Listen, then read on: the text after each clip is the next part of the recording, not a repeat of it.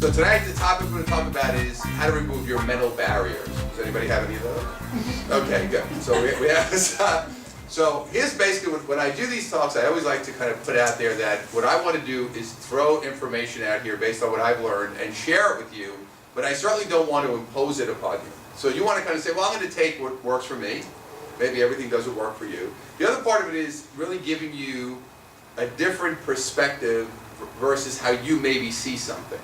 And I think that's really a powerful part of doing this work and shifting your energy, is saying, wow, I always saw it this way, and now I'm starting to see it this way.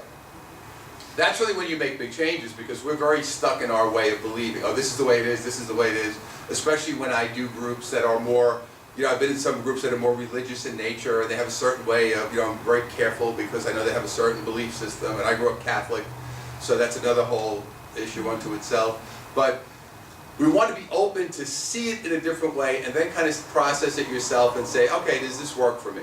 So tonight we're going to talk about removing blocks and barriers, and in our perception, I think most people believe that there is something blocking you from getting what you want. Would you say that's true?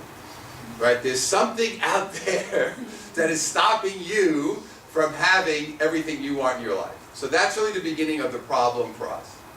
Because our belief system says, well, if I don't have what I want, it's not my fault. It's somebody else's fault. It's somebody's, I can't get a break, or I don't have enough money, or I don't know the right people. However we frame it, that's what we want to get away from tonight and understand that all obstacles are created by you.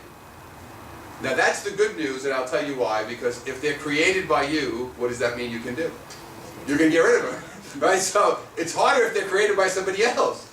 So the fact that they're created by you makes it a lot easier. I think it's great to know that, hey, I'm creating my own obstacles, so I can have the ability to then identify those obstacles and remove them. So that's what we're going to talk about tonight, identification, because you have to identify what it is, and then the extraction process. It's kind of like pulling out a tooth, right? Or just removing this thing that's standing between you and what you want. So one of the things that's important for us to understand as people is understanding how your energy works and how you function on a daily basis, which is why you get stuck.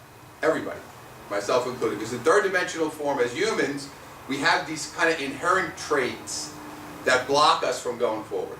And one of the traits that we have, now understand, in the world of energy, everything is yin-yang. So that means the minute I created a positive, I created a negative. The minute I created a negative, I created a positive. The universe, that's how the universe stays balanced. In third dimension, we have good, bad, right, wrong. This is how we see things. So if I create a positive charge of energy, I immediately created a negative charge of energy at the same exact time. So if I won $1 million in the lottery, you would think that's positive, but that will have other negative effects on my life.